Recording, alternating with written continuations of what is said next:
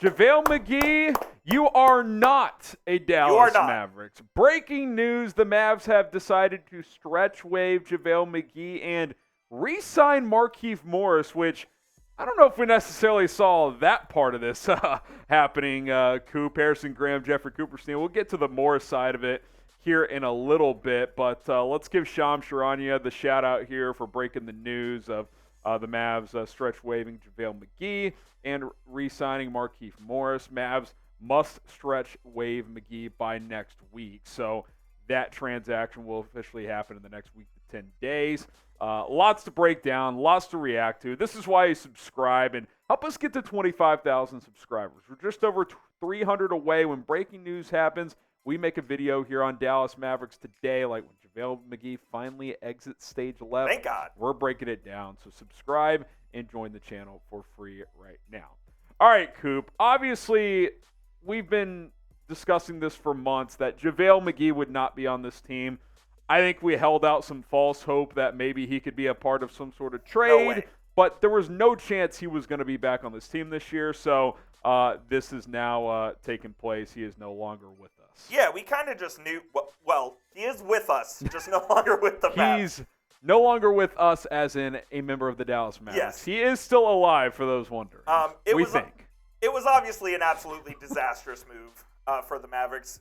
Now, the money really doesn't, affect a whole lot because it was a very little amount, but giving him a 3-year deal just kind of really made no sense, and that was reflected in his play. I mean, 4.5 points, 2.5 rebounds, decent from the field, obviously extremely limited attempts. He just, from the get-go, from game one, you could tell he was not going to be an impactful part of this rotation, and it was pretty disappointing how it all turned out. I was just going to say, Coop, looking back at it, it's like we kind of knew game one this was not good. It was like, he's not the same guy. His athleticism. Yeah.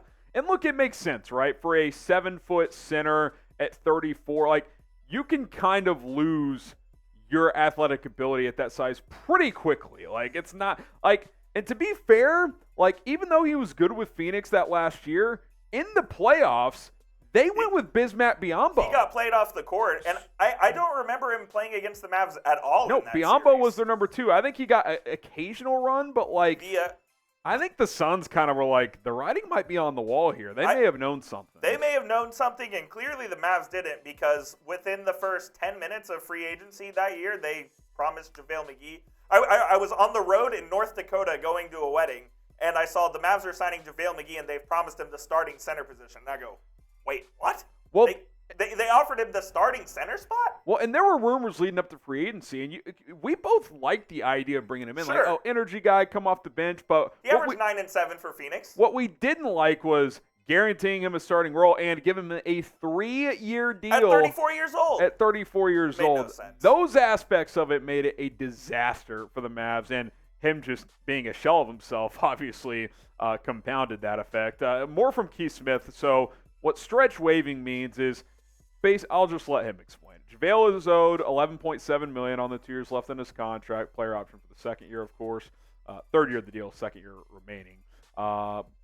And that'll be exercised before he's waived and stretched. Mavs will stretch that amount over 5 years at $2.348 million per season. Stretch equals 2 times the years left in the deal plus 1 year. So with 2 years left, you multiply that by 2. That becomes 4, and then you add the 5th year. So usually stretch waves, Cooper, with guys with 1 year left on this deal. This is a rare case where it's a guy with 2 years left because he has that player option, which, again, he obviously will exercise because no one's going to give him, almost $6 million per year of what that player option would be. So he'll jump into that, and then the Mavs will be paying him just over $2.25 million for the next 5 years. So, Coop, when we're dropping an episode of Dallas Mavericks Today, hopefully when we're shooting for our 100,000th subscriber in a few years, JaVale's still going to be on the payroll, but all things considered, it's not for very much money. It shouldn't really impact that. The Bobby Bonilla of the Mavericks. He'll be getting paid until 2040. The money really doesn't affect anything at all, especially with the cap expected to go up as much as 10% over the next couple of years. $2.3 million, it's a lot of money to you and me, but it is literally nothing to the Mavericks and to JaVale McGee. It's slightly more than a vet minimum contract. Not a big deal. They just had to get him off of the roster, and apparently to make room for Markieff Morris, which we'll get to here in a minute. Yeah, which that's interesting. I have conflicting thoughts on that move. But do you like the move of waiving McGee? If so, like the video. If not, comment why. And look, I expect to see some comments. Why not trade him? No one wants him, man. Nobody wanted him. Not at that price. I honestly, he'll probably sign for a vet minimum somewhere, but not for $6 million a year. I think they would have liked to include McGee in some sort of bigger deal as part of like a salary filler, but literally no one wanted to take on that 2 years left on his contract with that salary. If there was 1 year left, I think it would have been a different story, but 2 years, I just don't think teams were interested.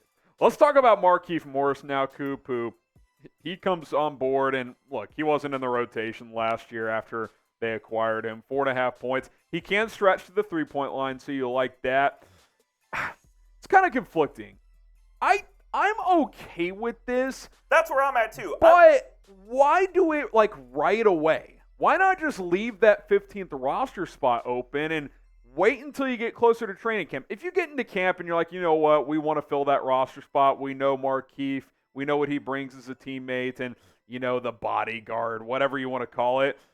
Cool, but like if you lose Markieff between now and then to another team, like is that you're not losing sleep over it? Yeah, is that making or breaking your season? I don't think it is. You probably could have had. Today is August 22nd. You probably could have had Markieff Morris on September 15th if you really wanted him. Exactly. So yeah, I don't know how it makes sense from a roster standpoint. It's fine because he's going to end up being the 15th guy.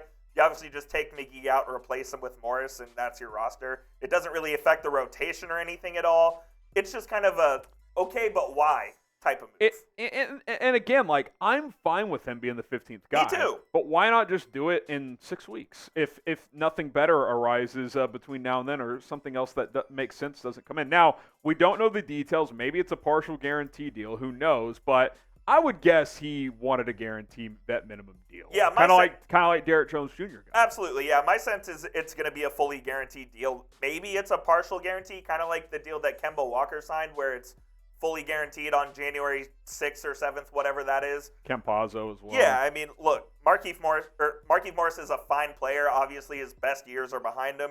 You know he can shoot the three, and you know he'll bring some toughness to the team, something that the Mavs need. You know, hopefully they're not getting into any fights, but if there's a brawl on a court and you have Markieff Morris, I like the Mavs' chances, but it's a whatever kind of thing. The half glass full side of this is, well, he's better than JaVale, I would say. He's also better than Theo Pinson, even though Theo, from a culture standpoint, maybe he brings more, but like... We were kind of talking in the office earlier, and I was Theo stinks, dude. Yeah, I know. We were just talking to the office earlier, and I was like, is Theo better than him? And then I looked at the stats, I was like, no chance. He's not. Theo's not an NBA player. He's an NBA teammate. We love Theo, too, also. All the best to him and wherever I got nothing against Theo, but like, I'll put it this way. Like, on a load management night, Markieff can play and look the part. Yeah. Theo Pinson can't play. Markieff started a game for the Mavs last year. It was either the second to last or the last game where the Mavs were resting everyone and trying to lose they started. I'll add this too, Coop. You did need an extra body at that 4 position. Now, you would have liked someone who could give you a little something, like who could occasionally maybe scratch the rotation. I don't think Markieff is that, right? Like, agreed. Like JaMychal Green would probably have a little more on-court value than Markieff Morris would. Yeah, he wasn't great last year, but he probably does have a little bit more on-court value. He's been better more recent. Yes, exactly. With his defending and his rebounding as well. He's also kind of that tough guy mold. So, yeah, JaMychal Green would have been good. Terrence Ross or Jalen Noel don't do much for me. Obviously, P.J. Washington, Kelly Oubre would, but they're not for the minimum. They're not in your price range, exactly. I will say this. If you're bringing back Markieff, that means you like how he fit in with the guys, right? And that means that his culture fit was good. That's what I'm saying. Most importantly, him and Luka got along, because if they didn't, he certainly wouldn't have been back. Yeah, you're not bringing in a vet minimum guy that Luka doesn't like. Like, that's just not – the juice ain't worth the squeeze. All right, was signing Markieff Morris the right move? Coop and I are kind of the same. It's like, okay, like – I'm fine with it, but I think keeping that roster spot open for another month when you don't have to force it makes more sense. But, you know, maybe the Mavs are kind of just saying, look, unless it's a trade, we're done. So there's really no downside to bringing him in, which I guess it's fine. So I'm going to type my F for fine because I don't really have a strong opinion. If you want to type F for fine, go ahead as well, because that's kind of where I'm at. All right, there you go. JaVale McGee is out. Markieff Morris is in.